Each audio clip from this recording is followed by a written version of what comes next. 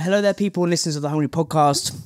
Today I'm absolutely thrilled to welcome Ollie Gold onto the podcast.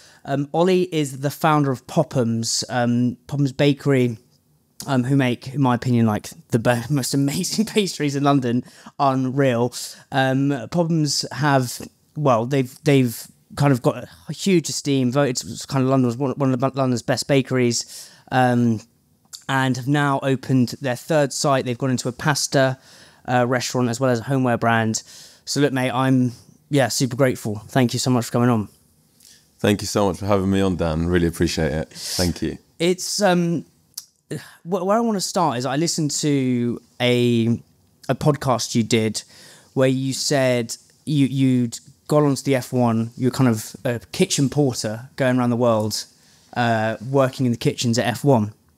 And I interviewed a guy called Rory Sutherland about 3 weeks ago here. And he said the best MBA is being a kitchen porter or working in a corner shop. The reason being is you see business as like a whole system versus its individual parts. Mm-hmm.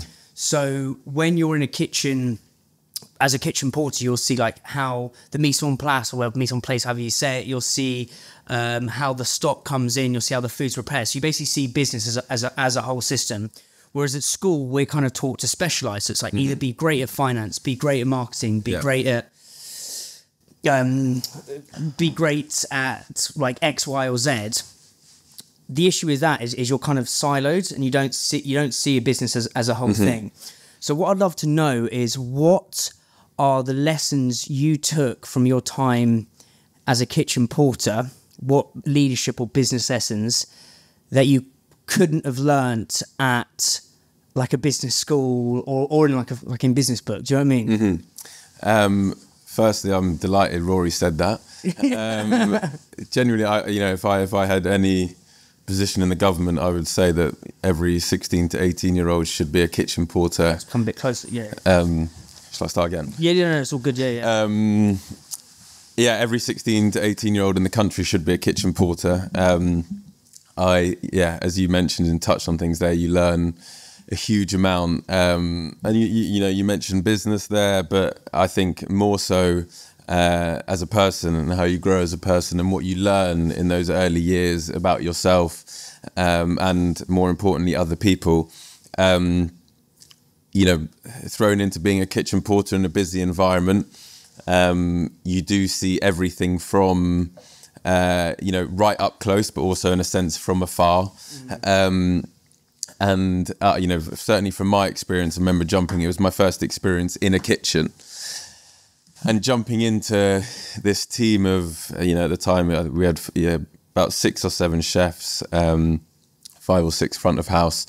And I was completely blown away by how dynamic of a team worked. It's not something that you see through school. Yeah, I played a lot of sports growing up.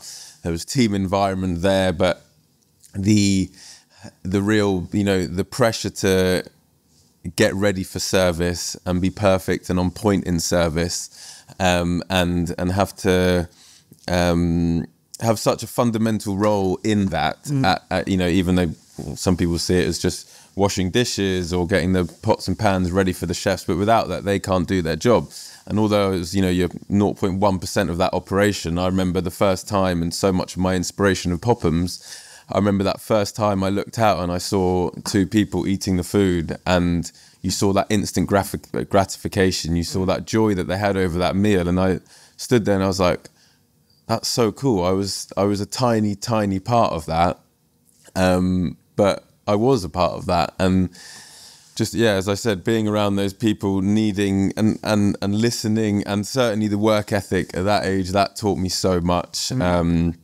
It's hospitality, obviously, over the years, and recently there's been a lot of discussion around work and working hours, and it's great that is changing and it's been spoken about at the moment. But I learned so much in those days of hard work, and I loved nothing more than that feeling of a long shift, a long double, and knowing that you'd put absolutely everything into it. You could hardly walk at the end of the shift, but that gave me so much pride and joy that I was working with this brilliant team, and yeah, I loved that role, and it's something I'll always remember. So I had my first job out of uni, like, just because I realised I didn't want to go and do the corporate bollocks, right?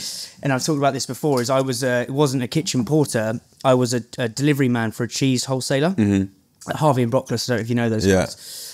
And it didn't allow me to see the whole business as a whole, but it allowed me to become very good at being able to speak to anyone, because I'm the sort of the posh guy going into a yard, like, what the fuck are you, mate? Like, so, and you've got you've got Polish, you've got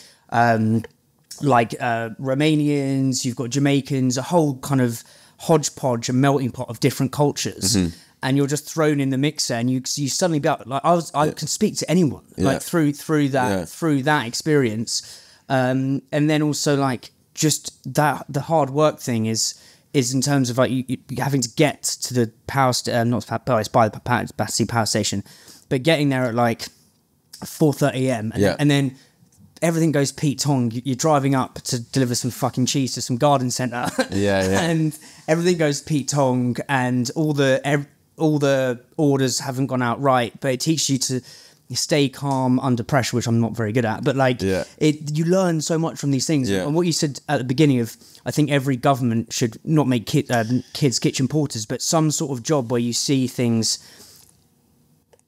zoomed out and seeing the bigger picture, because ultimately school, like A levels, university, is making you zoom in. It's making you see, like, right, I'm going to be the best finance account manager or finance manager. That's only good as if you understand what it is from the bigger whole. So you said a lot had changed about yourself when you learned a lot about yourself in that role. How did the Ollie change from your first shift as a kitchen porter to your last shift? Like, what were the specific changes in you? Well, I think you touched on it really nicely at the beginning of that question. There is personal skills. And, I went into the kitchen as, a really shy, nervous, obviously I was young. Everyone was a lot older than me in that space. If you want to move across, just because that will go in that.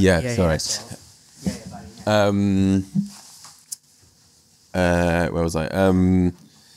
As you mentioned about talking to people, and, think a lot about what my growth, I guess, in there was personal skills, and walking into a kitchen, as someone who was really shy, nervous, a lot of people from different cultures around me, but a lot of different ages, and you're taught to deal with things on the spot, and you're taught to think on the spot, and those things are what allows you to grow in confidence and grow as a person, and you eventually, the whole camaraderie around a team, it teaches you how to interact with people, teaches you how to interact with people in front of house, in the kitchen, and I think if we go on to today, not myself, but the generations that are coming through now, so much of their time is spent on screens and is spent looking down, and it is there is definitely a concern there that people aren't getting as much interaction with each other one-on-one and learning personal skills. And that's like, for me, that's everything in life, is interaction with people. That's what gives you the most happiness, is with people and around people and getting a buzz off people.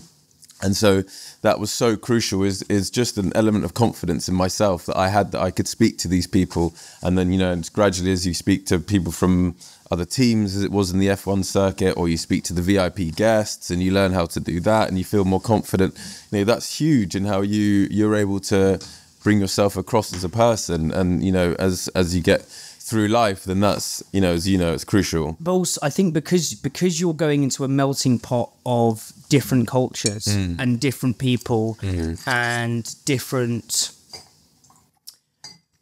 What's the word? For example, and I don't mean this in a disparaging way, but as I said, like, my mates, I'm going for beers in the city after this, right? Yeah. But everyone they met when they finished university was all pretty much cut from the same cloth. Yeah. They all went to a good university. Yeah. They all probably went to a good school. Yeah. They all had a good education. They were probably into politics, into rugby. Yeah. It's the same kind of fucking person, right? Yeah. Whereas I think if you can jump into a melting pot of all different cultures, all different backgrounds, it's like having the handbrake on social skills. So that when you go out into the big bad world, you call it that, it takes the handbrake off, and suddenly it's so easy to talk to anyone. Because when you're speaking to these people, they're like, "Who the hell are you, mate?" So you're all constantly on the back foot. Whereas if you go out in the city and you're a grad, it's like much easier to just say, "Mate, I work at Deloitte," and like, yeah, mate, like, you know, do you know what I mean? I know exactly what you mean, and as I said before, it was so important for that. And then what are the leadership, not necessarily leadership, but what are the principles or skills from that time as a kitchen porter that now, if we fast forward to 2023, that you kind of use as a leader? That is a tough question. I think something that stuck with me at a time that I like to think a lot of what POPHAM'S is based on, or certainly a part of, is I saw from quite early on in that role, I saw amazing chefs, not just chefs front of house, but amazing people, let's say, and sometimes found it frustrating how they weren't let loose in terms of, like, they were so creative, they were brilliant chefs, but they were always, you know, it's important to have parameters in a business and set those lines, but it was so systematic, it was so, you do this down this line my way, that I used to remember, just let them do them, let them create. Like, you've got these amazing brains, you've got these people who are just, you know, there's so many amazing people in this world who are creative, innovative, and just have so much up there, but a lot of times they're suppressed in what they can do and what they can give. So I think that's certainly one of the memorable parts of my time. And when you ask about leadership, is, you know, that's very much how POPHAM'S is built. And someone actually in F1, a boss I used to work under, I think when I was talking about my dream of one day opening a place, he said, only ever hire people that are better than you. And that has stuck with me so strong. And that is what POPHAM'S is about. And we have so many brilliant people. And I just try and be the link with those brilliant people and never get to, let people be their best self and let people create what they can create, and just have amazing people around you in a business. There's two bits on that. The first is, in principle, lots of founders and people listening to this, like, let's hire people who are better than us.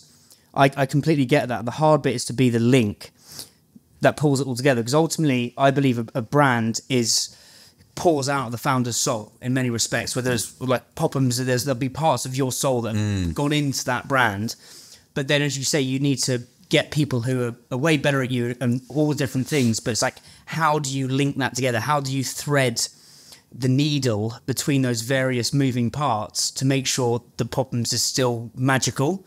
And that is hard. So, like, how do you try to thread the needle, if that makes sense?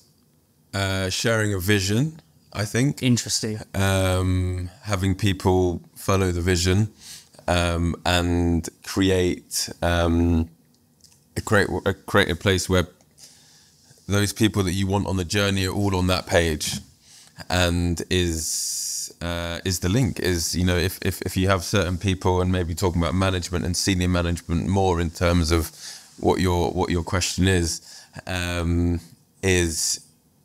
it's, and I'm definitely not saying we're perfect at that, and I'm not perfect at that, because it's a constant learning curve. But what we're trying to do, you can't have a disjointed part of it. You can't have someone who doesn't back it, doesn't follow it. Whether it's, you know, it's finding people who share what you want to do, and 100% there's been people on the way that haven't, and not out of them or out of us. It's just, you know, it's a different type of business, let's say, that they want to work for, and that's, you've got to be understanding about that at times. But in terms of that link, it's just, I think it's really an awareness that people are following what you're trying to create, and people are all on board with it, all on the same page, and you're making decisions that empowering as many people to make those decisions. It's not all yourself. Yeah, of course, you've got to sign off on the big ones, but it's so important to let people make their own decisions, empower them, make them feel like they are changing the scape of POPHAM'S and they are changing what they can do, rather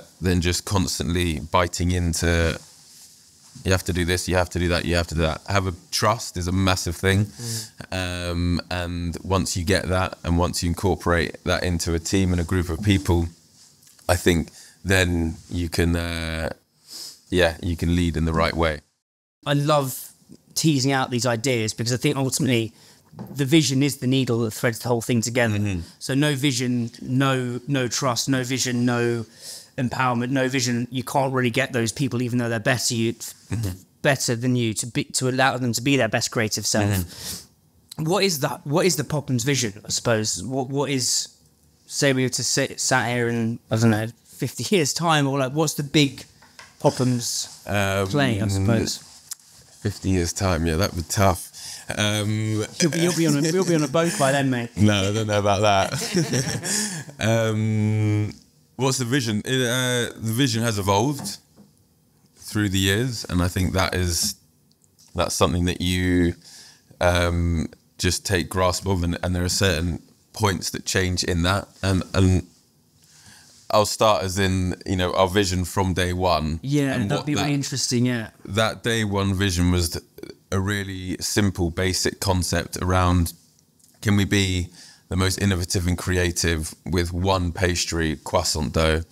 Just use that, have 8, 10, 12 different varieties using just the same dough, and create with that, do things that, London at the time, 2017, it was pain au chocolat, plains and almonds. You couldn't really get anything else. And for something that, is part of a lot of people's daily rituals, is that pastry, is that plain croissant, that pain au chocolat. We were living in, London still is the most fast forward innovative food scene in the world. And I just wanted to play on that, and I wanted to see if we could be the most innovative, we could be the most creative. So that was in terms of product, and a huge part of us is can we create a place that people are the number one, and that when you walk in as a customer, atmosphere, warmth, you feel at home. Anyone can walk into POPHAM'S, whoever you are, however you look, however you feel, and our goal is and our vision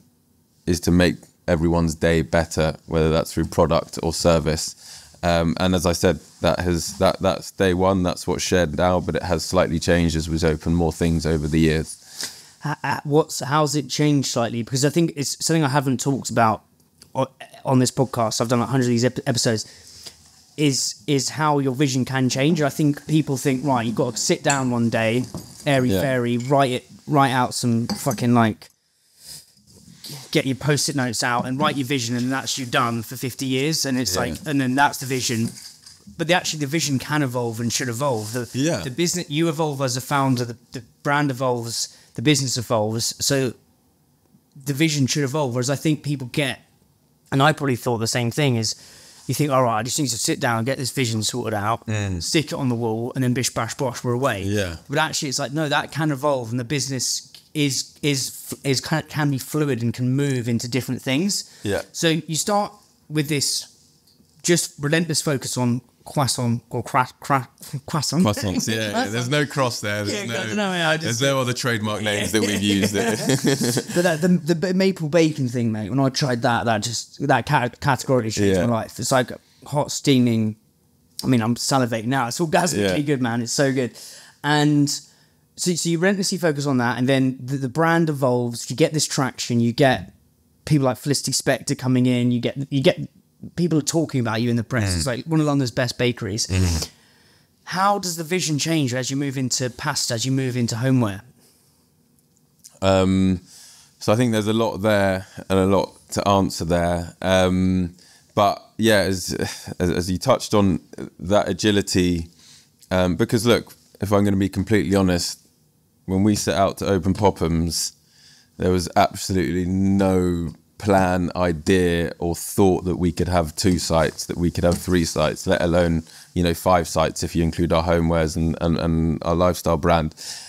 And so it would have been, I didn't have any vision of what we are now. I had no idea it was possible. I didn't think people would buy a bacon and maple pastry. Why would they? We're in a tiny little place off the beaten track in Islington where everyone told us not to open there because there was no one around there. We didn't think, if you look at the early projections, it was 10 pastries a day for a year.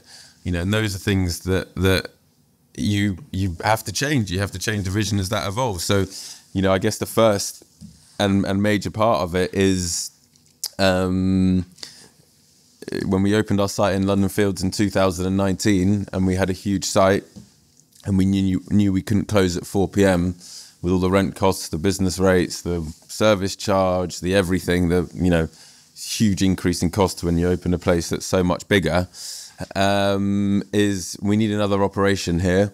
And, you know, for a few reasons which I can go through, we really wanted to do pasta, and so there was another part of the concept that shared, and, you know, the vision evolves, but it's very much based, you know, in steps, is that the pasta restaurant is based on respecting traditional Italian pasta techniques as the pastry is, and being more innovative with it.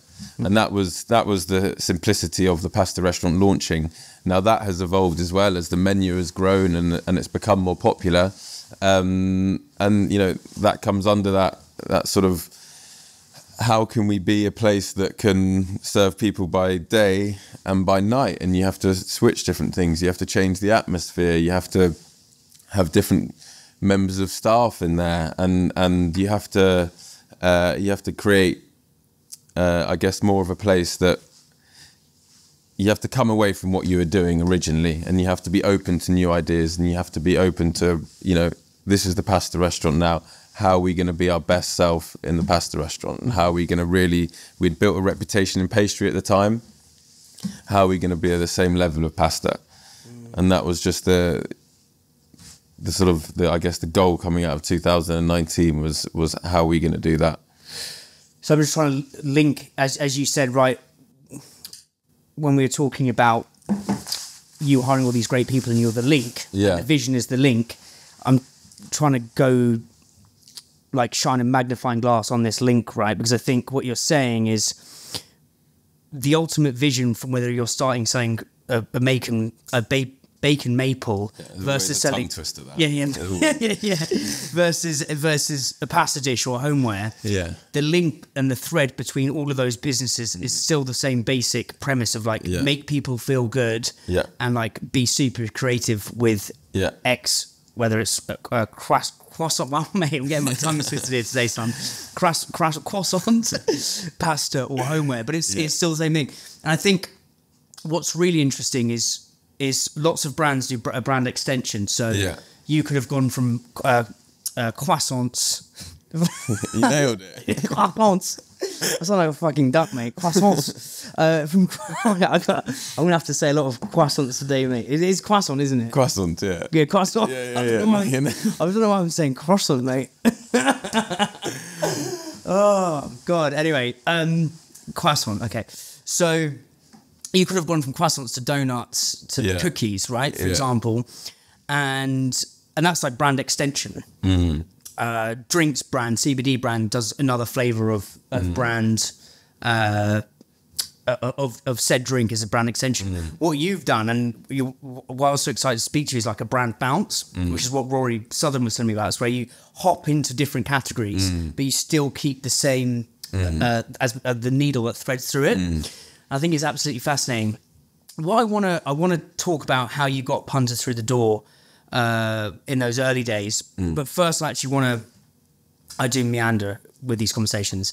I want to go back to the F1 side of things and the genesis of the brand, because I think I read somewhere you were like going on, you were obviously on loads of aeroplanes and you're writing business plans. Yeah, failed ones. Yeah. What were some of those business plans? Because I for this, it was never meant to be called Hungry. It was meant to be called Pope on Toast. Fucking random name, mate. But my understanding is Pope. Yeah. Not just that would be quite weird, I think. It's just fucking spreading the Pope on toast. I think you chose well. Yeah. But I wrote that on the plane back from Japan. Yeah. I was like, well, I've got 14 hours to kill. I was only so many times you can watch, I don't know, some dead film. But yeah, what are some of the ideas that didn't make the table before pre-POPHAM'S? Do I have to say? No, I'm joking. Cauliflower-based pizzas, I thought was going to be the next big thing. And then I tried to make 10 or 12 and realised pretty quickly it wasn't going to work. Because extracting the water out of cauliflower was just taking a ridiculous amount of time. The amount of cauliflower you needed to make one pizza was extremely expensive, and I don't think there's a market for it. Early on, and I'm so happy I didn't, but me and a friend were going to go into chicken shops, actually at the time where, like, when chicken shops, before they were actually evolving and erupting, and I must have been only about 22 then, 23, first 1 or 2 years of F1. I'm so thankful. We looked at getting sites. Why are you thankful? Because there's no way I could have... I mean, I struggled to run a business when I was 27 when I launched POPHAM'S. Yeah. The thought of doing it at 23 when I was 4 years younger, less experienced, more naive, is terrifying, and it would have never worked. So, yeah, that was a blessing in disguise. Chicken... my brother and I... breakfast tacos. That was our family live in Austin. Our cousins, uncle and aunt, and we spent a lot of our time over there. And just the breakfast tacos in the morning, the Mexican derive. Actually, that's so weird you say that. And yeah, we never really understood why it was so perfect for the quick grab and go in London. And so we really wanted to do that. It's weird you say that, because the other day, slightly tangential here, but for some reason I got some weird fucking craving to make a breakfast taco. Yeah. So, because basically, you can get those three things in the... So you get like the sour cream, the guacamole, and the salsa. Yeah. One of those hadn't been in the fridge in yonks. Yeah. My mum had got it in an Ocado shop. And I opened the fridge, I was like, fuck, I just need to make a breakfast taco. So I went down, got some wraps, smothered that all on bacon and egg. Mate, so bangy. And the simplicity of it there, you just have like egg, bacon, chili sauce, like a really nice spicy sauce. Yeah. But yeah, they for timing reasons or people reasons, they just didn't work. I'm thankful for that. And then landed on POPHAM'S. Yeah. It's beautiful for our listeners, because I think you need a lot of lead to find gold. People think you're going to sit there and pontificate, and suddenly this eureka of business idea is going to float to you from, like Alan Sugar's Angels, right? Do you know what I mean? It's just not going to work like that. And I think what I think creativity is it's throwing a lot of shit on the wall. You need volume of shit to find gold. Yeah. And what you've said there is you had the tacos, you had the cauliflower pizza. Which I could probably do with some of those at the minute. No, I'm not eating your pastries, mate. But you had those things, and then you stumbled across the POPHAM'S. What was it about POPHAM'S versus the other ideas that made you just think, I'm going all in on this? Because one thing that makes me really fascinated with founders is the turning point when they go from almost not on the sidelines, but like thinking of the idea, and there's that step when they go, right, I'm jumping in, let's go for this. So I think I settled on, I knew the innovation of pastries needed to be the idea, I'd say 2 years prior to opening POPHAM'S. Right. A lot inspired by trips to Melbourne. Big up Loon in Melbourne, who are amazing bakery. And yeah, spent a lot of time there some time there with F1. And yeah, so a couple of years planning, knowing, and then when you start talking about it, and I was talking to friends, what are you going to do next? Family. And then there was a moment I knew F1 was done, and that's when, I used to be buzzing going to the airport every other week and going to Heathrow. I'd love to take my little bags. And then one day I just woke up and no excitement there. And I just knew that couldn't do it anymore. Handed in my notice. But just out of interest, why? Because because as I watch the F1, and you just think you're like gallivanting around the world. I know it's tough work, but it's like you're in all these sick countries. But I know, in fact, I was in a queue for a flight, and there's these two blokes behind us. This must have been about 2 years ago. And they were like, he was like, mate, I haven't got any more races in me. He goes, I've cut it back massively. And I was thinking, they worked for the F1, I don't know what their role was. And I remember in the queue going, mate, you work for the F1, like, you go to all these countries, like, it looks like a big piss up if you win, like, but it clearly isn't that. Why did you go out? It's, as most people know, it's when you work in those sort of events and sports, it's nowhere near as glamorous as what you see. Not only, the hours were incredibly long. It was tough. It was back-to-back 18-hour days for, you'd do the whole week. And sometimes if it was back-to-back, you'd fly to another country and work long hours. But for me personally, and just on that, you've got to remember that I obviously didn't have a family at that age. There are people that are away from their family 250 days a year, and that can be really tough. And so when people don't have many races in them, they miss people a lot and they want to be back home. For me, F1 was a bubble I needed to get out of. It was, if you, slightly bad example that you run your own podcast, but if you work in, your mates who work in the city, when they finish their day, okay, they might go for a couple of pints within their home with their housemates, or they're on their own, they chill, whatever, they have dinner on their own, they go to bed. With F1, you work with your colleagues, you eat with your colleagues, you share bedrooms with your colleagues, you wake up with your colleagues.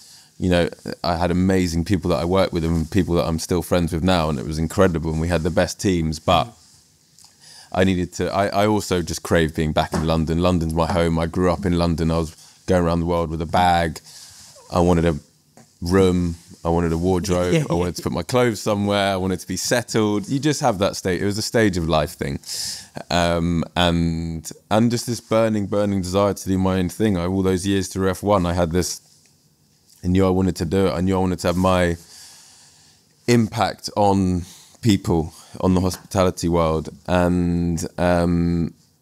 And your question about that turning point. Yeah, what was the point? Sorry, I interrupted. I was interested. But that turning point when you went from sat on the sidelines to jumping in, you said that you'd woke up, weren't interested in F1, was at the airport, but then what was that next bit? Talking to people, talking to friends, family, and I remember just one day being like, stop fucking talking about it. Do it. I'm a really competitive person. I always strive, I guess, to I don't know, really challenge myself and test myself. And I just wanted to prove to people, I wanted to prove to myself that we could build something and we could build something special. And so, it was just that, stop talking about it, do it, prove to yourself you can do it.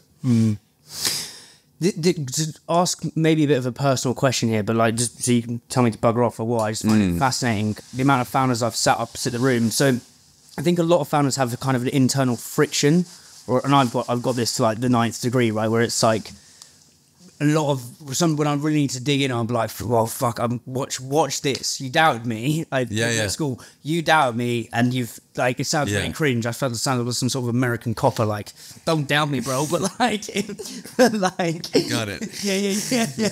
But as in maybe not a copper, but it's that sort of one of those NFL fucking cringe films. But it's that whole you shouldn't have doubted me, and it's not that healthy. But that is my friction. So it's that forces me to keep pushing. What would you say? You said you're competitive. What is Ollie's internal friction that is driving you through things? Again, that's something that's changed a lot throughout the years, and as the company have grown and the stages the company is at. But at the beginning, it was, it was proving to myself and people that we could do it, that we could, build a brand from a really basic premise and concept, and that desire to, we had to create a destination at the beginning, because when you're off the beaten track and you're not on a high street, you have to create a destination. There's not people walking past, and there was just a lot of excitement around trying that.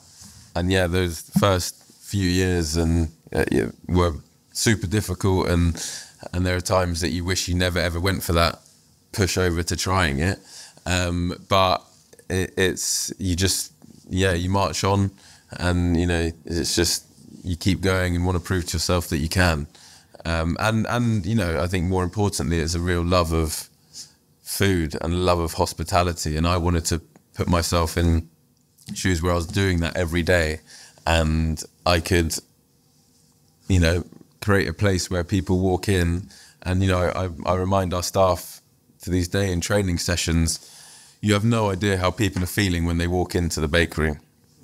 They could be having a really bad day. It's tough at the moment. A lot of people are finding life difficult for whatever reason, and it is so powerful, the impact you can have on one person's life. You might not think it, that smile on the till, that question on the till, that amazing coffee, that amazing pastry that they get given in 2 or 3 minutes quickly, that discussion of what did you do last week? You want to knock the Yeah, sorry. Mate, I'm awful with my hands, sorry. I have to say it like this, mate. Like, that conversation that you have, you can make people's day, you can make people's weeks, and you can't underestimate that power that we have in hospitality to do that, and that's every aspect of hospitality. And so it was, you know, I really wanted to have that impact, really wanted to create a place where people could feel better after coming into POPHAM'S, essentially. We went in the other day, I said, was with Islands, and without even realising, like, we didn't know we were going in. You weren't there. Oh, like, God, was it okay? Yeah. Oh, shit, mate. They told me to fuck off. Now I'm joking. They smile? I didn't get a smile. They threw a hot chocolate over me. No, I'm joking. What site? What time? No, it was amazing. It was super warm, like super friendly. Everyone was like super gregarious. It has got that community feel. And I do, the more I'm sort of teasing this out, I do believe in hospitality they're kind of the everyday superheroes. Really and truly, like, you have that ability to really make someone's day. So I interviewed Julian Metcalf at Pret, and he had this thing which you couldn't justify in a board meeting, you couldn't justify in a P&L, you couldn't really justify at all. He had this ability where I've got a Pret in front of me, whereas people could go in and they'd be like, right, if someone fancied it, they could be like, right, here's a free coffee, or here's a free pain au chocolat. I can say that. I can't say croissant, but pain au chocolat. No, I'm all over it, son. And but there's something about that. I really do believe they are hospitality. You can be the everyday superhero, or conversely, you'll know about it if the service is shit. Like, it can really piss people off. And I think that's fascinating. But so going back to that friction, I'm asking this more personally, like for myself, is I think it's really healthy if when you have the sweet spot of like an absolute passion to do something brilliant and beautiful with this kind of, that's pulling you from the front and then pushing you from behind, or even vice versa, is this almost like kind of, fuck you, watch this. You said that friction had changed over the years. How so? How's that changed? I guess there's different stages of the journey. So at the beginning, it was like, you know, it was a fight, and every day's a fight, getting through the week's a fight, and it's really hard. It's tough, and it really takes its toll on you, and as it's developed and as we've hired better people and a better team, you look at the company in a different way and in a different sense. And so now I have a different goal of what I want POPHAM'S to be from the beginning. Not a different goal. I've always sort of shared the same goal, but it's just in a different game state. It's not a fight anymore, you know. It's not like it's not a pain as it was before as much. Of course, there is with that at times. Sorry, I'm smashing the table again. It's a hard question to sort of put a finger on, because it goes up and down on it. But the only way I could put it in simple forms is, as the company has grown, and I hope in areas that we've got better, my role has changed, I guess, and it's just the company's in a different place. It's now we want to create a real amazing lifestyle brand in London, and that takes a different, you know, mental capacity and space as it did to get through every day and every week previously. It's reassuring from me and listeners. Is I'm definitely in that scrappy fight mode at the minute, where it's like, just I feel like I'm pushing water uphill. I'm like, this is hard as hell. Yeah. And as I said to you, it's I love the conversation. It's just so much fun, but it's all the other stuff that you don't see behind the scenes. It's almost like the actual us recording this is like the product. You see all the croissant, but you don't see all the other shit. There's so much other stuff behind the scenes. I'm probably having to scrap, but it's quite reassuring that it does kind of temper out or kind of softens ever so slightly. I want to talk about this destination thing, because as you said, when I was working for Manulife, I think we met, albeit super briefly, when I was feet on the street, kind of pounding the pavement, and I popped into POPHAM'S. Probably had that one before, haven't you? First time. Yeah, really. Genius. And it was kind of in a, to describe it to listeners, it's just off upper Essex Road. Yeah. It's kind of off the beaten track. How did you? I interviewed, do you know Tommy Banks, the chef Tommy Banks, who's got the Black Swan in Oldstead. But I mean, that is a real destination. It's in the fucking nowhere. It's like an hour up from Leeds, but he turned it into a destination. Amazing. And I find it fascinating how people, instead of pushing out your brand to customers, you pull them in. How did you turn POPHAM'S into a destination? I'll take that on two angles, really. Answer that. Firstly, it was so crucial, and I thought the only way you could do it was having a product that was only the one product, as in only based on croissants. Okay, as in your main product. If you know, I always thought if you had a menu of donuts, cookies, just 10 different types of sweets, how are you going to get known? How are you going to get people talking about one thing? Oh, you might have one person, they've got really good cookies. We wanted everyone to get talking about one product. We wanted everyone to focus on one thing that POPHAM'S was going to be good at. And I'm going to put a third thing in there, sorry, as well. Lucy, my business partner as well, she's the genius behind our social media and, everything, PR, creative, look, style. And she, through Instagram, through photos, got people talking and really basic organic photos of what we're about. And if you've been to our place, we have handmade plates, our ceramics, which are a huge part of what we're about. We want that whole journey of you eating, being a handmade artisan feeling, and then you've got the pastry on that. And I think having, there are lots of brands that get people to come in and do social media, and I understand why you might not have someone who's naturally good at it on board, and that's understandable, but I think you lose so much of the organic nature of the growth of social media, which I think is really important. And having someone on board, obviously, who knows, he's been there from day one and knows everything about POPHAM'S and knows everyone in the company and how everything's made and why everything's made, that allows you to give a real organic snapshot of what we're about. And I think that's really important in creating destinations, rather than, if you bring a social media company in, they're ding, ding, ding, they're doing lots of different things, and it just doesn't really bring it around to a package that makes sense to people. And then thirdly, destination is just service again. Is, if you want to create a destination, you can't have someone come in and them not coming back. And how do you have someone, you can't not having a returning customer, and you've just got to make it absolutely perfect every time they walk in. And they've got to, as I've said before, they've got to feel the best, and they've got to be treated the best. And they've got to have, we always say, there's 1,500 different variables that can go wrong in the 3-day process of making a plain croissant, but really, but there's no excuse for bad service. And okay, you someone who walks in might see that our pastries are 99% of what we want them to be today, and we might see the 1%, and we'll serve them that day. They'll be absolutely, there'll be a a great level that we're still proud of serving them. But when it comes to service, there's absolutely no excuse for you to have an off day on service. Service is,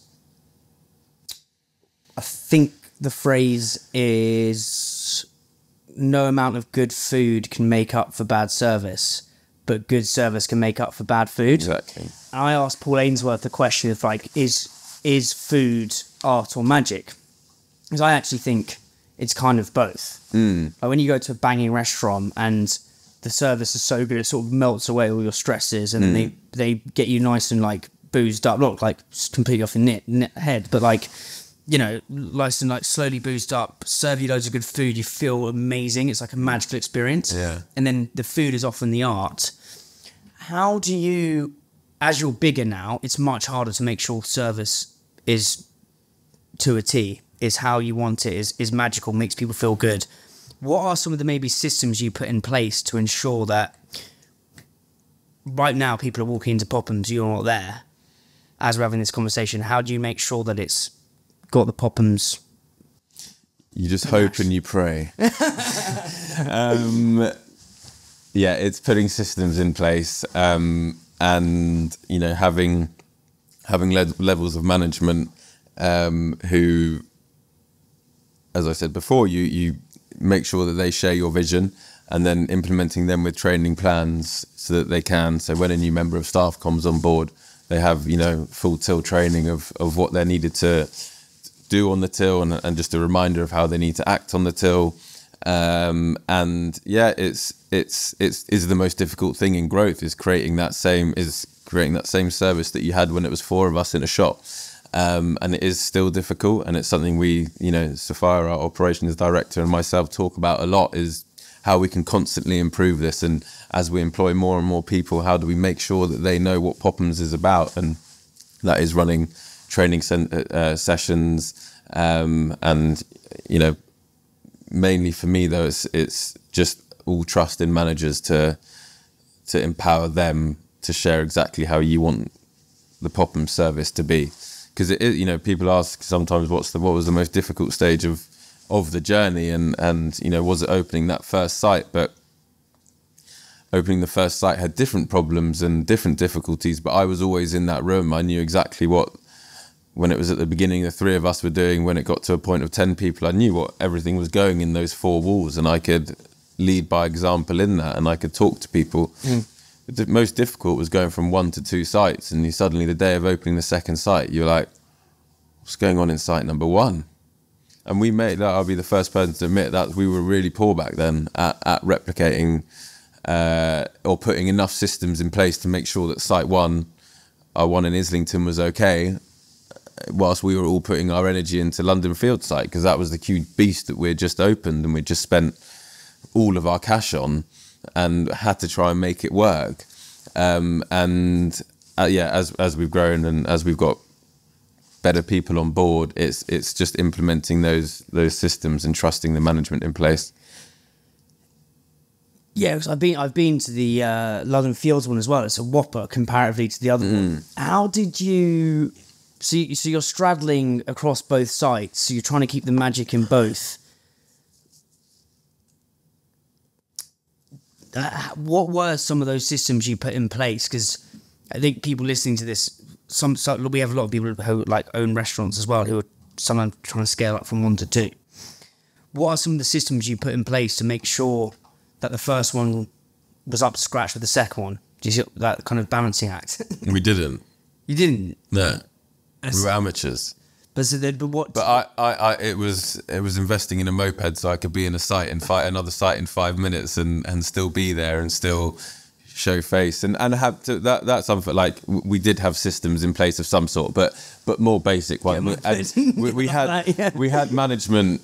You know, the managers of our site in Islington had been with us for 2 years at that stage. I trusted them with everything, and I knew that they could run the site really well. And we had basic. I don't think we had training plans in at that stage. But yeah, at that point it was, you know, 2 amazing managers there who I knew and trust would run the site brilliantly. And but then, yeah, as more staff came in either site, that's when we needed to really up our game. And it's, and something that,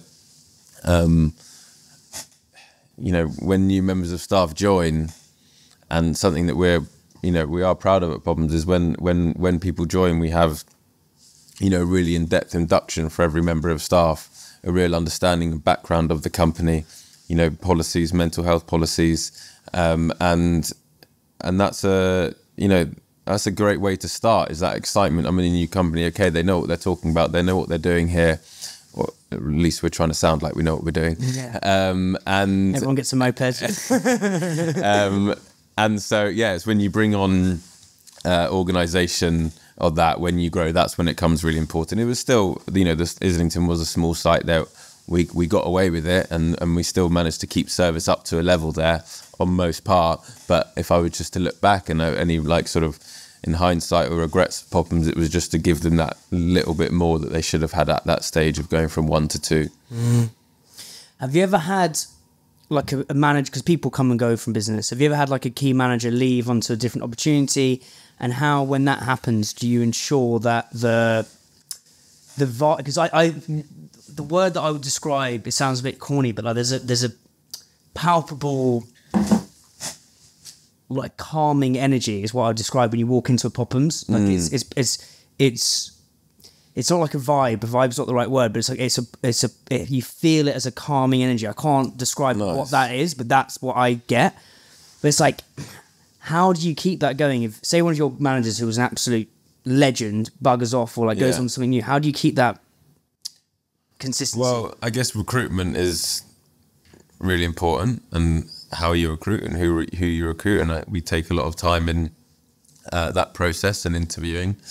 And you've got to remember there's still a whole rest of the team there. Sure, the manager is leading them, but there's, depending on the site, there's, 5 to 15 people that are in that team, and they should be at that point, they are sharing that vision and the POPHAM'S ethos that we want in a site. And so it's when you bring that new person on board, is they almost can lead that when they join and give them that sort of example of how we need to be, even though we would have in the interview process and in the trial process and in their starting days where we'll be working close to them, we really emphasize that ourselves. But the team of people create the atmosphere. The team of people can almost lead the new management into really understanding, and that's what you hope and you pray when you build teams, is it can work that way around.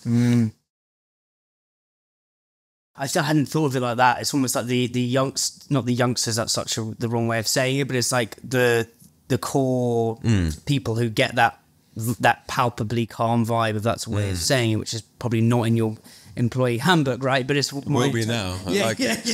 Along with cross on. Yeah. We had to shift some fucking croissants, mate. Sorry, mate. Fascinating. And with what we were talking about when we were outside there, is how scale can kill magic. So I'm not going to say the name, but there's a restaurant which we were talking about, which was unreal, sick. One site, there was so much magic. You're walking there, I was like, this is unreal. They opened another site, still good. Opened another site, still good. Opened another site, which is massive. Went in there the other week, and I was like, this is just not the same thing. So at some point, you have to go through the paradox of growing versus keeping the magic. So you're at 3 sites now. What are your thoughts on that? First question. Second question is how are you going to keep the magic? Because you've got as you go into this homeware and lifestyle brand. We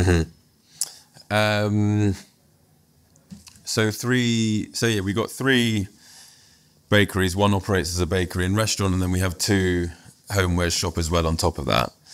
We have one in Hackney and one in Islington. Right. In terms of how do we keep the magic, it's not, I think we can answer that as simply as it's not to grow to 5, 7, 10, 15 sites. With the way that we make pastry, and the time, the labour, the love that goes into every croissant. We understand that there's a tipping edge, there's a tipping point where you lose quality quickly.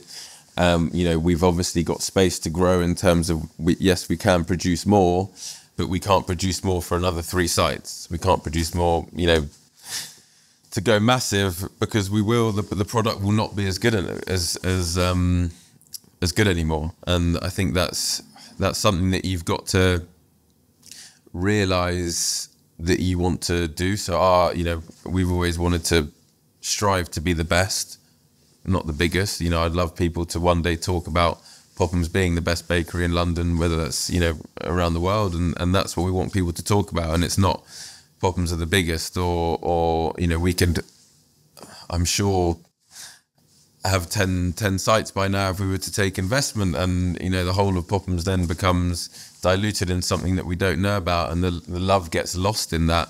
And so it's that tipping point is definitely something that we're aware of. And in terms of the growth into the homewares brand, POPHAM'S Home, which was launched in August 2020. So Lucy, my business partner, she pretty much single-handedly launched that a few months after COVID hit, and something that we'd always discussed and talked about together, that we wanted to do. It was, really based on the premise of people used to come into our sites and say, where'd you get that glass? Where'd you get that cup from? Where'd you get that linen from? And it was really nice sending them to the local producers, and people were buying them, and that was great. And then it got to a stage that was like, maybe we should try selling this ourselves. And COVID, if we were to look back at COVID, I think one of the positives of that was there was a time where you suddenly weren't operational 23 hours a day for 7 days a week, and we stopped and we breathed and we took a step back and we're like, okay, maybe we can actually strategize this for the first time in our 3 years, and maybe we can talk about what we are good at, but more importantly what we're bad at. Strip that back, let's focus on what we really want to do here.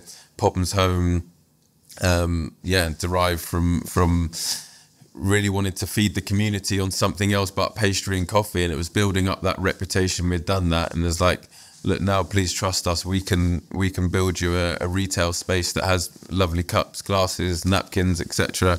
Now there's a range of 200 different types of products, and so that's a growth that we can handle. That's a growth that we can deal with. It doesn't take 10 more bakers to open a couple more sites. It takes 2 and really specialist and great buyers to buy the products. But thankfully, there's, touch wood, they're easier to find than skilled bakers that are really tough to find at the moment. And so it's just growing. It's growing in a different way, and it's not something that I would recommend anyone. You don't open a bakery and then 6 months later open a homewares brand. This took years of us building a reputation and building. I think trust is a word in there, that customers really feel like they can back you for creating something that they will enjoy. And it's one of the reasons why Islington POPHAM'S Home also has a deli in there. It has food items in there, and that is feeding a community that have been so supportive to us over the years and have given us everything by constantly coming through, rain or shine, but through COVID, through queuing up for hours, because in COVID, that was the only thing people could do. And, we then, through an amazing group of people who are interested in small producer food, we wanted to open a deli to give them, back their sort of local amenities of what they can get on their daily shop rather than having to go somewhere else. Mate, it's so clever. Like, it's looking at business from, this is why I loved in these conversations, right? Because you just see everything you think can be just pulled underneath you. Just look at things from a different angle. Yeah. I think so many people think of, how do we grow a business upwards? How do we get more sites? How do we get more products in those sites? Whereas what you've done, and it's what we were talking about at the beginning, is a bounce. So you don't have to grow loads of bakeries, which is so hard. I don't know, like, especially with apparently the way, I'm not as privy to the industry as you, I just like eat stuff in my face with croissants. But the shortage of staff now post COVID's mental. So you're not going to find those good bakers. No. But so you can't. You're keeping the magic of POPHAM'S by not going too vertical. Yeah. But you've then got the width. Yeah. In homeware, which is super scalable. Yeah. And can build that brand. So it's like that's how you're keeping the magic and growing. Yeah. That's mad.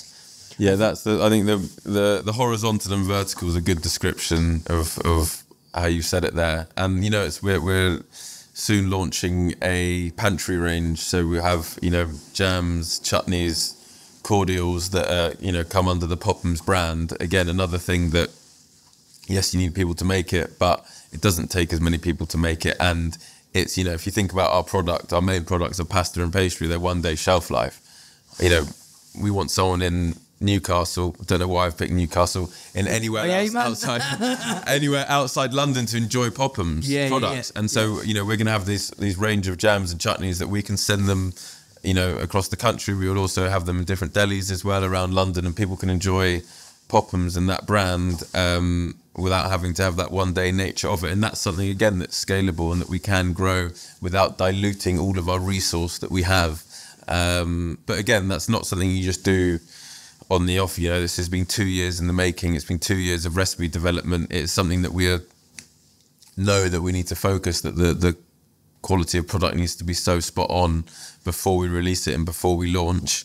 But yeah, it's an exciting addition that fits in that deli mold, but allows us to scale in different ways. And just for that, coming back, we want as many people to enjoy POPHAM'S as possible. And some people don't love coming to North East London. But while still keeping the magic? Because to be honest with me, I've asked this question to a lot of people, and most don't have... The only answer I've really found of how to do this, is the scale magic paradox, is you can constrain by geography, which doesn't really work in the UK. It works in the US, like In-N-Out Burger. The reason In-N-Out Burger is banging is because you can only really get it in those states, so it makes it still super exclusive. Oh, is that right? Okay. You can only get it in California and maybe one other state, so you can't get it in New York. So it's like, it's hard to get, scarcity. Yeah. Whereas, like, I think they opened a Shake. Remember when Shake Shack came to London? Everyone was like, I was like running there. I was like, oh my God, there's a Shake Shack here. Now there's loads of them. Same with Five Guys. It's like, I remember that with Five Guys, actually. When they first came, I was buzzed for it, and I don't think I've had one since. Really? Yeah. I mean, to be fair, mate, their milkshakes are like so good. It's probably blasphemous saying that's you with all your fine art, but if you want a good milkshake, they're really good. Noted. And in terms of what we were talking about at the beginning is in terms of unleashing. We talked about you being the link, and we talked about how you unleash these people who are more creative and better than you, but still give them tram lines. You said when you're in the F1, it was too rigid tram lines, so people couldn't be creative. Completely agree. But the other side is if people are so fucking flamboyant, they may end up creating some like hot dog croissant thing. Do you know what I mean? Which isn't on brand. Might try that actually. A hot dog croissant. Yeah, why not? Oh mate, yeah. Call it the hungry hot dog, mate. Mate, to be fair, mate, to be fair, you could put like a bit of mustard, obviously. Ketchup. Yeah, it could be croissant dough bun, couldn't it? For the hot dog running through it with crispy buttery. Well, you've done the maple bacon, so that's a good brand extension, mate. We'll bring it to football stadiums around the country. That's good scalability. That won't dilute the brand. So what was I saying? I've completely lost. No, you were talking about unleash the creativity. Yeah. So then, mate, you said you got me highly aroused that sausage. The hot dog croissant drink cracking up. Anyway, I've calmed down now. But so you know, I saw on your website the other day, it was just mad, that Victoria sponge in a croissant. I was like, mate, how someone thought of that? It's like, that is so needed in this world. Is that so vital? It's so vital, mate. It's so vital. That, as well as, your Instagram is just like it's like Disneyland for croissants, but like there's a whole cornucopia of different things you can like look at. But they're so wildly creative, but they have the POPHAM'S essence. So how do you let your chefs bakers run wild, but sort of bring them back to the POPHAM'S harbour at the same time? Because I think, when they are creating and developing, they know the parameters. We won't have, pink hundreds of thousands on top of our pastries. We won't have, there's lots of bakeries go down the colourful route and have, some, I don't know, blue custards or cream on top and everything. And it just, it's a different type of way to do it. But we like to think of ourselves as creative, innovative, but really, smart and, what's the word I'm looking for? I've gone a bit brain dead here. But just, yes, we don't want to be like funky, too over the top. We don't want to be in your face. That's the word. It's really harboring brilliant ingredients, what's seasonal at the time, and just creating it into something that works. And so many don't work. We have development sessions and tasting sessions, and we can try lots of things that just don't work, and they don't. What's the craziest idea that just didn't work? That sounded. We tried the Bloody Mary pastry for so long, couldn't get it right. There's a lot of development in a tea and biscuits pastry. So you put there's like a tea flavoured custard, and then the bottom of the pastry is actually a biscuit base. Yeah. Then it's incorporated with a pastry on top of it. Yeah. That's taken some serious development, but we will get. So how long is it? What's the longest you've had to spend getting a pastry out the door? If that's a way of saying it. It really varies. Some of them they work. It's really dependent. Some take, and what's difficult with developing a pastry, it's not like if you decided, tonight that you wanted to make a hot dog croissant. Make it. No, not the croissant. But if you decided tonight you wanted to try a dish, whatever. Yeah. You can buy the ingredients, and you can buy two. You could buy two. You could buy two lots of whatever you're buying, and you could do them in different ways. When it comes to pastry, because it's a 3-day process, if it doesn't work, then on most part, with how the shifts work and how development work, you might sometimes have to wait 2 or 3 days to then try the next version.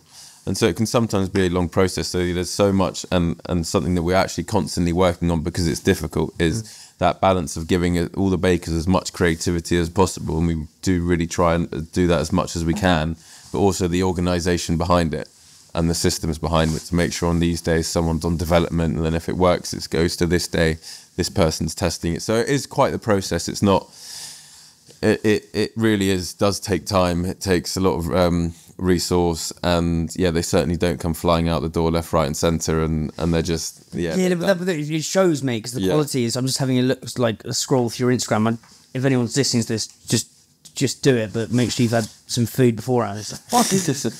What's the pastry you're most poignant to you? Like, what's the pastry that you're most proud of? Or bacon and maple, the OG. The OG. It's what took us from. I think if I look back at the journey of POPHAM'S, it's what took us from. I don't know how to describe it in that, of hardly anyone coming to, okay, there's a lot of people coming to this bakery, well, there's more people, and that was based around, I think in about 3 months after we opened, I got a text message, something along the lines of, it would be great if we could come in, great if we could come in and take some shots of you with the bacon and maple tomorrow, is that okay? And it was signed off by someone called Susanna Butter from the Evening Standard, and I was like, with a surname like Butter, like, someone's having me on, this is probably one of my mates, like, funny joke. Well That's done. quite a funny joke. That's true. Susanna Butter. Anyway, I called Susanna Butter back, and she was like, no, there'll be a photographer Wasn't tomorrow coming in. It wasn't a joke. It was for real.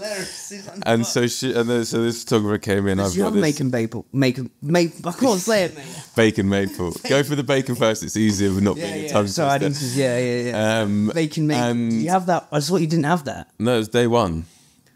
Day one, the bacon and maple. Yeah.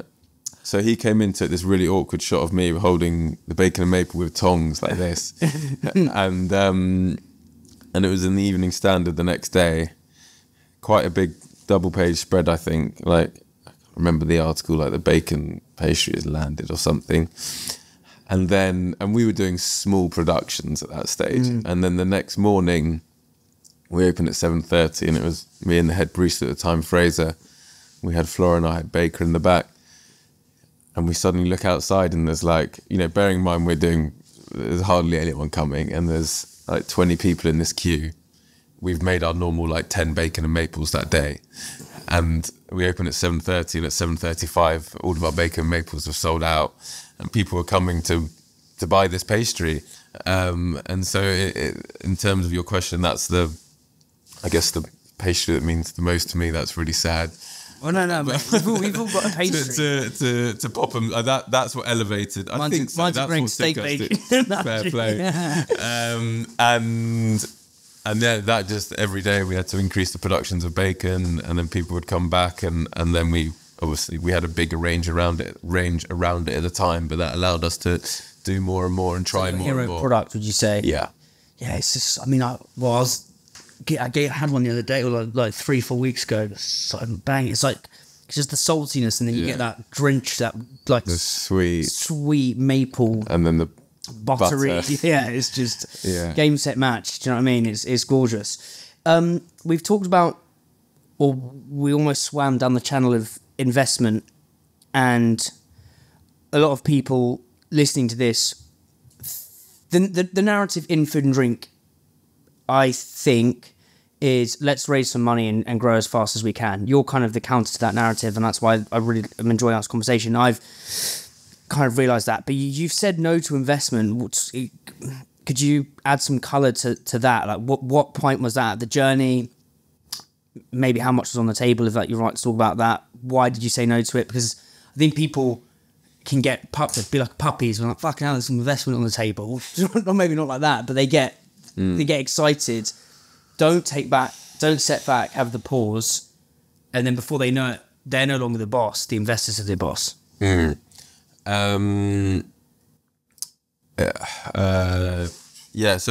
I guess we've been approached on numerous occasions, but there was a time, I think 18 months ago, where Lucy and myself really considered it. We actually had multiple discussions and were pretty far down the line in doing so, and that was to grow a couple more sites.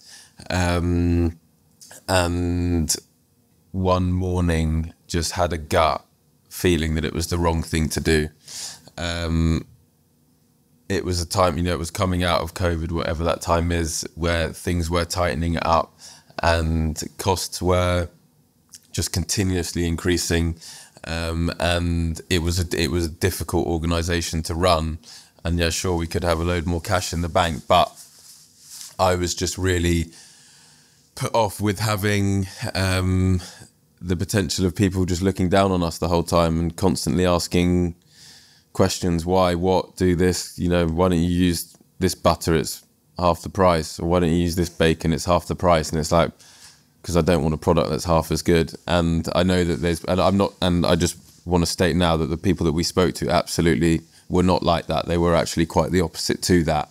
But I think that's just giving an example of having people there around the business that can push you to decisions. And I think what I certainly enjoy the most about, one of the things I enjoy most about POPHAM'S is, between the senior management team of myself, Lucy, Safar, our operations director, and Phil, our exec chef, we make all the decisions ourselves. We're all young and agile in our decision making. We get around a table when there's something quick to be made, and we make it there and then. And I think that is, sure, we've made mistakes with that, but we've also, I don't think we'd be where we are today without that, with 4 people who really care and understand the business. Everyone's, luckily there's been amazing retention in that team there, and they've been with us for years, and since day one nearly in Phil's case, and so we know everything about the business. We know exactly what we want to strive for, and it's just keeping those 4 people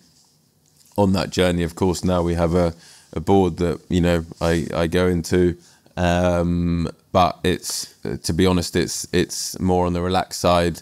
It's advice, and there's definitely not a they're not killing us any quarter asking questions. There's a guy, have you heard of Hyatt Denim, the jeans brand? No. Oh, sick jeans brand, based in Wales. And they basically make jeans for creatives. So they've had like Radiohead wear them. But basically this guy, David Hyatt is the guy who told me about Scale Kills Magic. And he was like, he built this brand, sold it to Timberland, made shitloads of money, but was like, why did I sell it? I actually got to the top of the mountain, was like, I've climbed the wrong mountain. I've lost all the magic. So he's now building this other brand, keeping the magic. But another thing he taught me is this analogy versus speedboat versus shipliner. And a speedboat, i.e. your team of 4 can move quick, can be agile, can try new things, can reverse quick. Yeah, exactly that. Whereas a shipliner is like, when you start, and it's ironic that we're in a boardroom right now, but when the boardroom's here, look how many chairs are around, is like 15 to 20 chairs. Is suddenly you go from, you've got too many cooks at the stove and you become a shipliner, you become lethargic and slow. And that inherently kills the magic. And I think it's reassuring how, I think people may think, listening to that, we need investment to grow. I know you did have a loan, but it's just proceed with caution, because it can weigh you down quite heavily. Where I want to go now, mate, is in terms of the dark days, basically, or the hard days, because it is hard. There's no 2 ways about it, and I think everyone who is listening to this often is listening to, like, thinking, how do I get through the dark days? How do I get through the days, the sleepless nights? What's been the darkest day when you've sort of looked at yourself in the mirror thinking, I can't do this? I mean, there's lots of those days. There were genuinely, and I think that when I mentioned when I worked in F1, I was working super long hours, and so when I'd talk to people about opening my own place, they'd be like, it's long hours, you got to put a lot into it, and I'd be like, whatever, I've done that. I've worked really hard. I know how to work hard. I can graft. Don't worry about that. And then you get it very, very, very quickly. You realise it's not the physical work. It's not working however many hours in a day to achieve what you want to achieve. It's the mental strain, and it's that finishing work and not go and sitting on the sofa and then you're just chilling with your mates or whatever, and you can just not think about anything.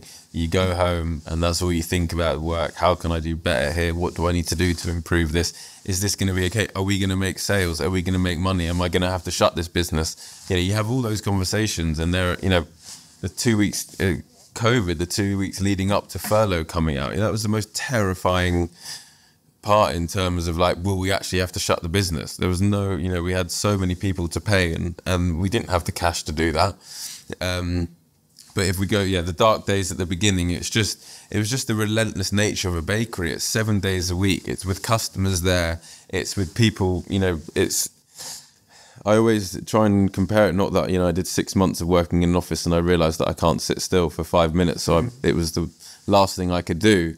But, when you come in on a Monday morning in office, to all the people listening, I'm not saying that it's easy workplace at all, but you're usually in your own space, and you've got whatever you need to do to deal with. Whereas when you're in hospitality, you're Monday morning at 7:30 and you've got people to deal with straight from the off, and you've got situations to manage, and you've got fridges that are breaking, you've got equipment that's not working, you've got your coffee machine that's just gone down, and that's what your business is based on, alongside pastries. And so it was just at the beginning, it was like, why am I doing this to myself?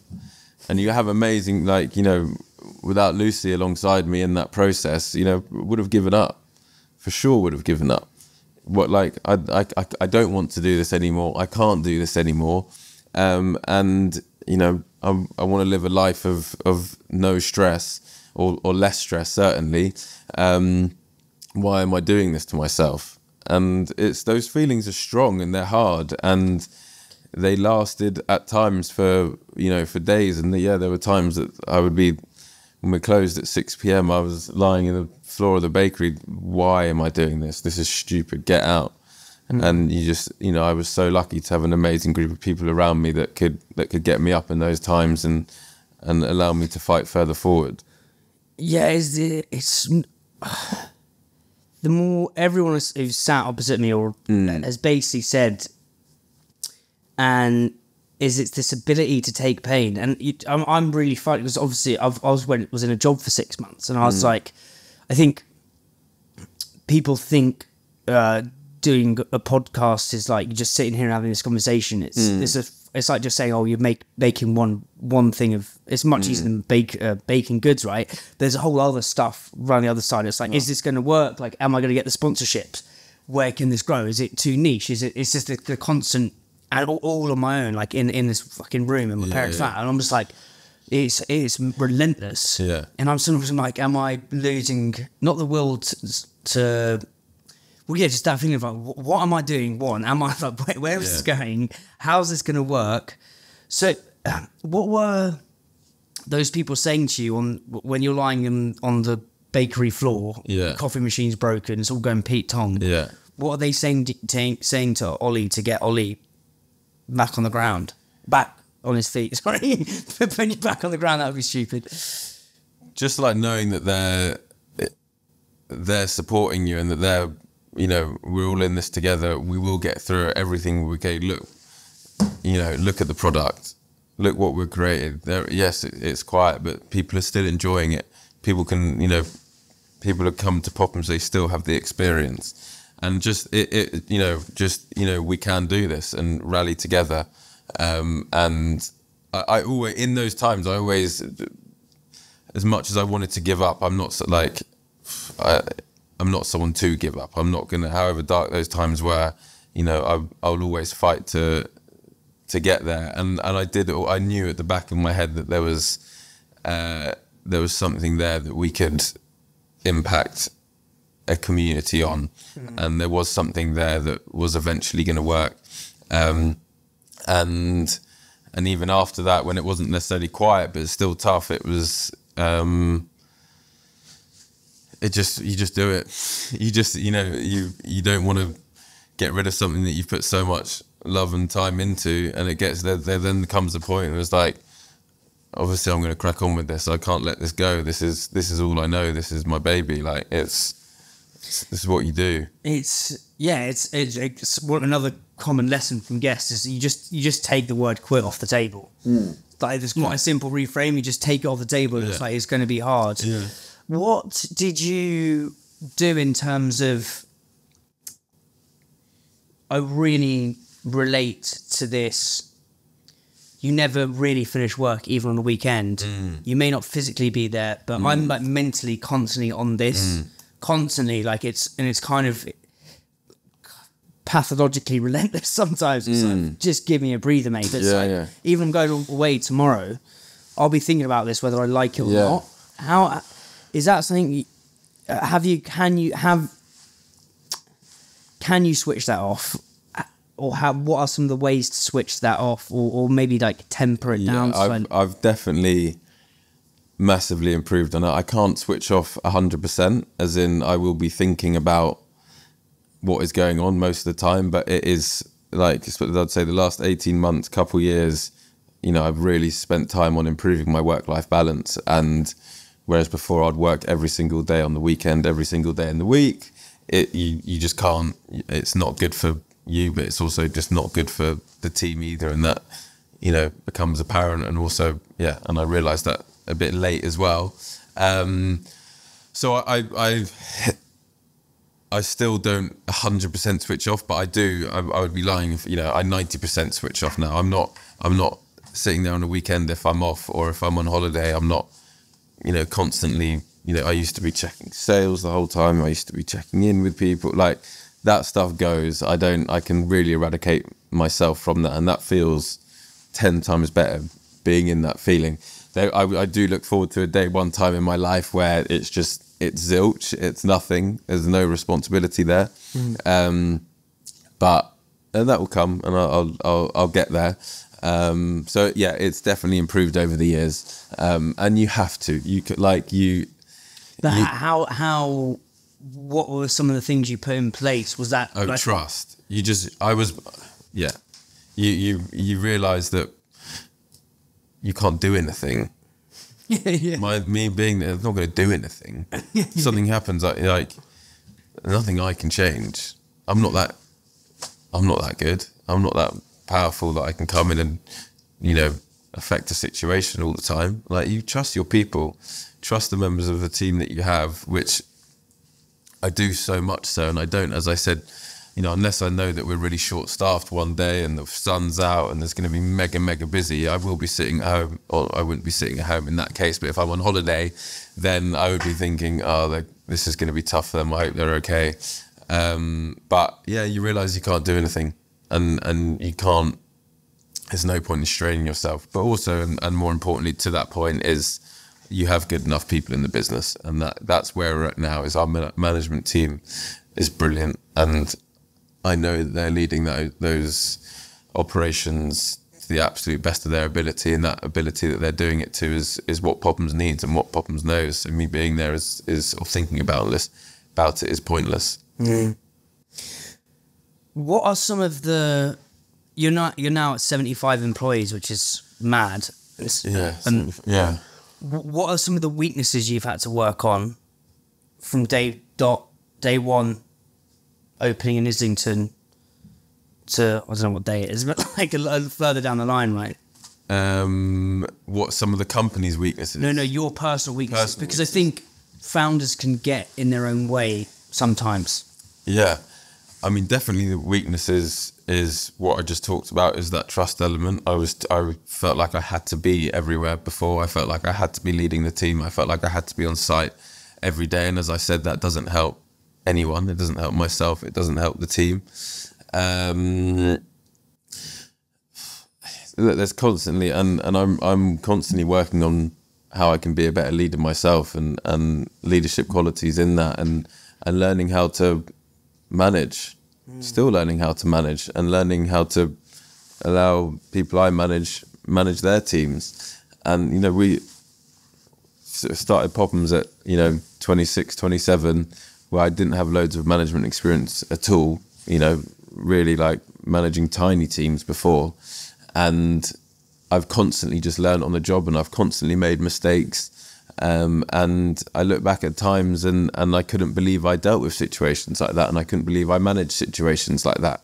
But that's just what happened at the time, and that's the growth of a young company, and that's a growth of someone who's learning through the business and their weaknesses. And sometimes I think they can be they can eventually be strengths, where you really focus on what you want to, or how you need to act in that situation next time, for example. Or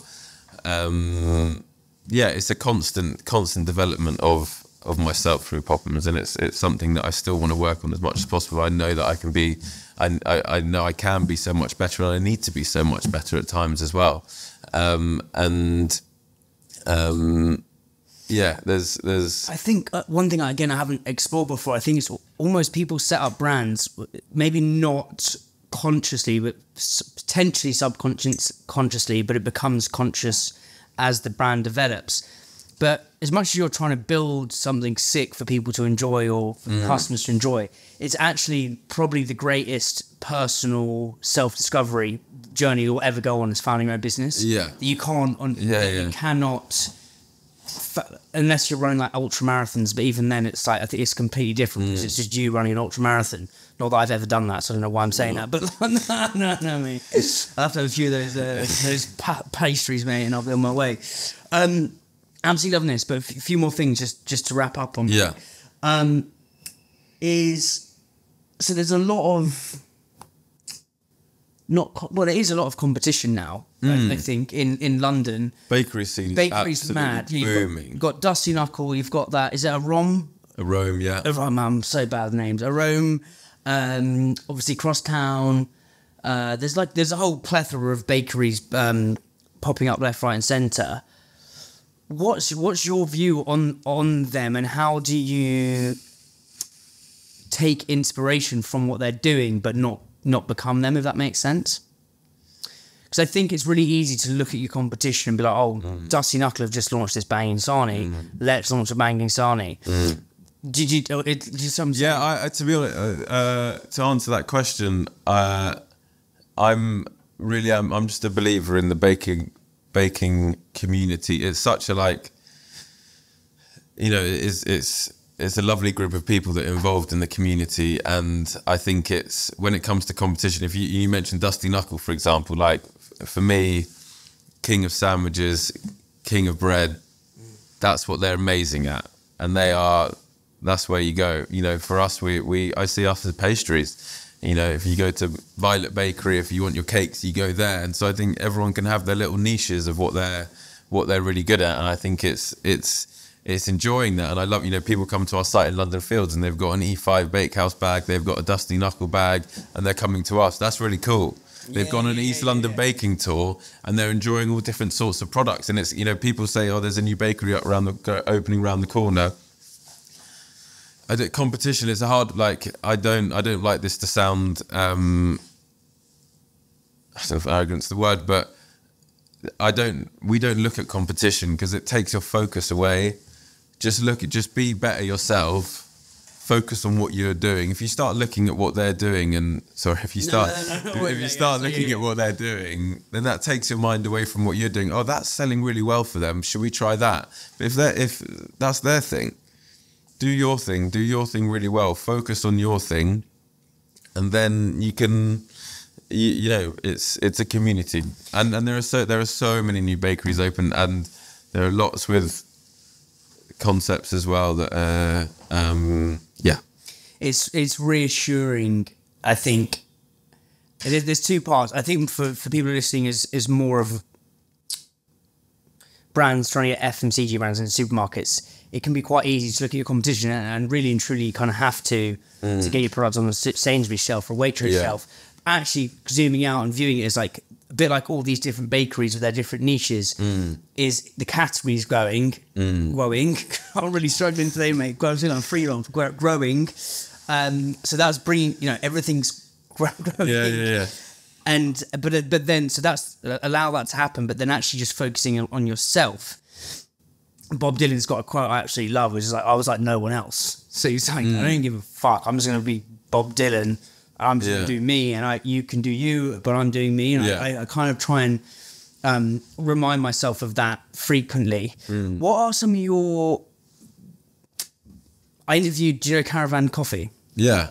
Interviewed Laura and Chris. They're absolute legends. I live on the same road as Miles, the third guy. Oh, really? There's a third person. Yeah. Sorry, he was. He's a legend. Yeah. So Laura and Chris are like just Kiwis. He's a Kiwi as well. I think. Yeah. So I interviewed them, and one of their things is like we will go to different restaurants we'll just try weird places to pull inspiration into their brand, and like they'll take. One of my mates is the sales director there for the retail side of things, and they'll like go on these mad trips, like wherever, and be like, right, I want the inspiration. What are some of your favourite restaurants in London? I'm like asking this for my own personal gluttony reasons that you go to that are like give you inspiration. Inspiration for POPHAM'S or inspiration for myself? Both. I would say.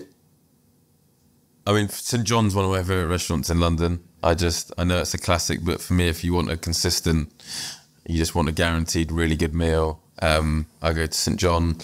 What do you get? Do you get the bone marrow thing? Bone marrow is classic, and any of their specials they have on will be spot on. I'm a big fan of Elliot Cunningham Legom at Hackney Church Brewery. Everything's cooked on fire. And the meats there are just amazing, so good, highly recommended. POPHAM'S inspiration, I think our inspiration comes from what's in season. Our inspiration comes from a baker saying, I want to try fig leaf custard with some peach and schnapps. And who does peach and schnapps compote and puts it with a fig leaf custard? You know, and you know, I'll be honest, I had a lot more say in the development back in the day and right at the beginning. Now I'm very much on the end of that in terms of I'm at the testing stage. When it comes to the beginning of development, I don't have as good creative head as the bakers do. I don't have that, you know, that knowledge, I guess, of those amazing combinations that they have as much now as I did then. We've moved on from there. We've got better from those early days. So it's, you know, when it comes to inspiration, a lot of the inspiration is around the bakers and the bakery. And I guess I just try and lead that through our exec and our head baker. But yeah, I go around to lots of bakeries and I try things and they're great. And I'm so blessed in London for our bakery scene. But I don't like... Yeah, no. Have you seen that new Japanese one in Notting Hill? There's meant to be this new Japanese... Because the Japanese do this... Like, I don't know what it is. It looks like a cloud. Well, I suppose any bun looks like a cloud in some respects. But I just think... Shokopan, I think. Shokopan, yeah. I mean, well, but I think you can put Japanese in front of anything to do with food and it just sounds better. It's like literally, like, and Japanese knives. Yeah. In fact, Japanese anything sounds way better. Yeah, Japan's a great country. Yeah. Final question, mate. So what is... This can be business, life... What is one belief you hold strongly what is one belief you held 5 years ago strongly that has radically changed? So one belief that you held really strongly at the start of POPHAM'S, and now as we sit here today, it's radically changed. That's a tough way to end. Yeah. Start with that. What's the belief that's radically changed? I don't know how...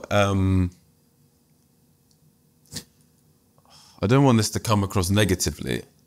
But you can let me know what you think. And no, I'm not...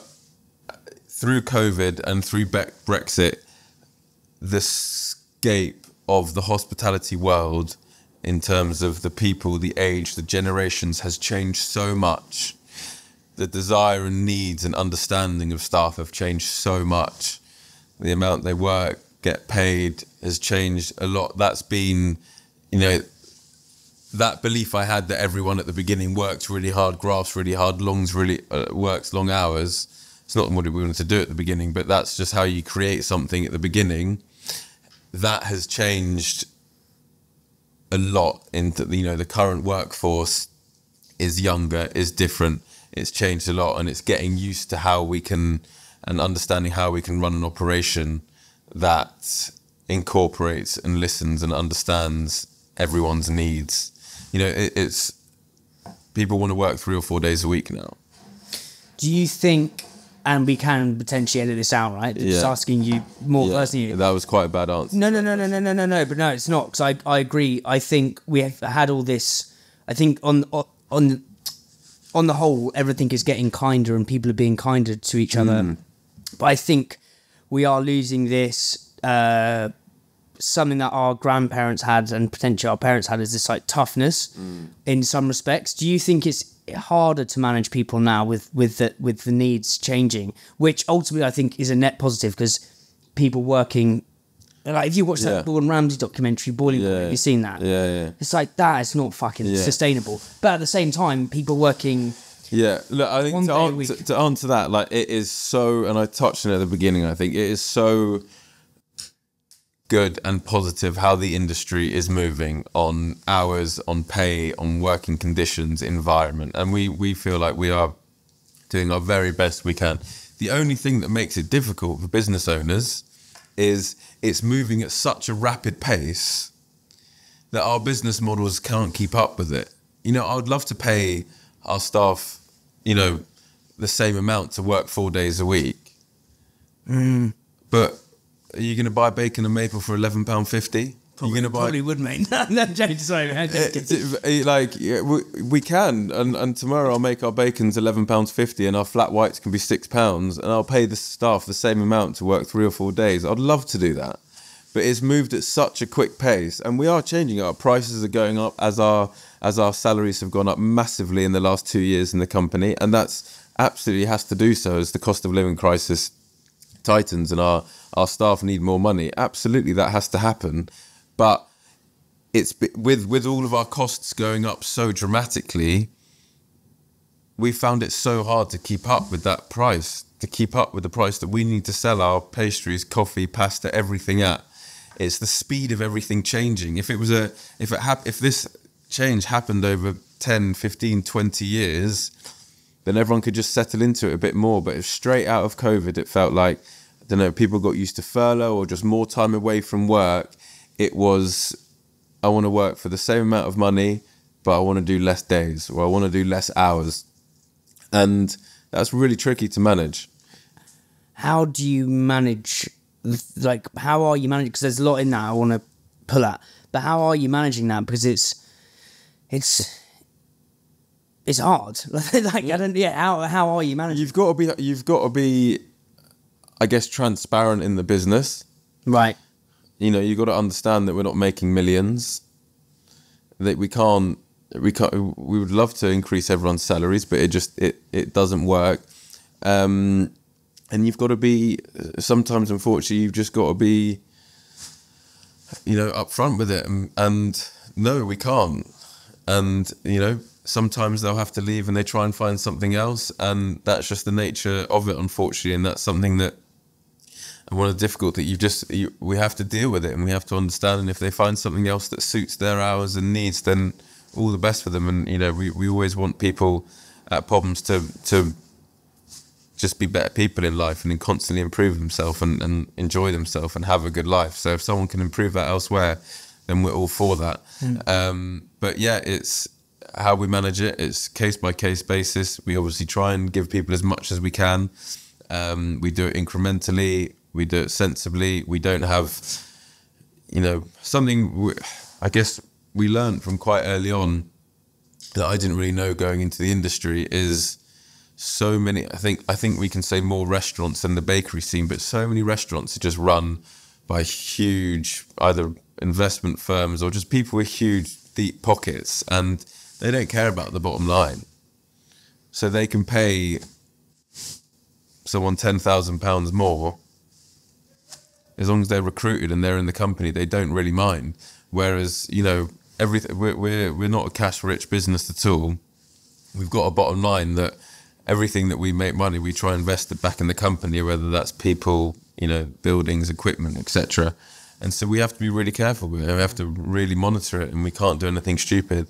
Whereas some of our competitors have, you know, they can throw so much more at it. And that's where you've got to be better in other things. You've got to know that you're trying to create a better environment, have a better atmosphere, a more enjoyable place to work.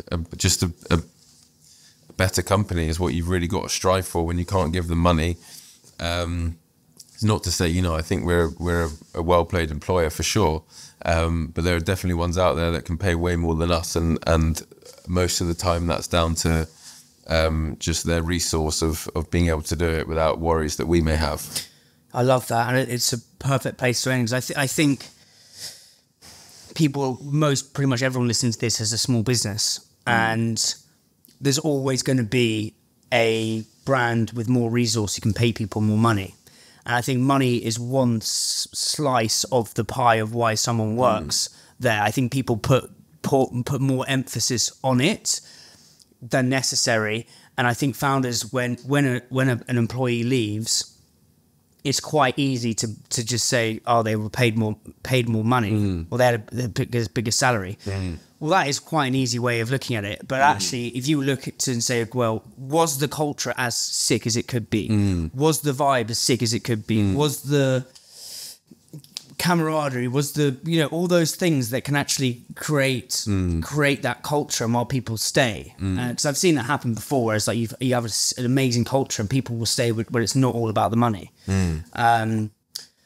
But mate, look, absolute pleasure. Thank you so much. Thanks so much for having me. I hope that was of some interest. I loved it. I absolutely loved it. Yeah, really appreciate it. Thanks for having me on.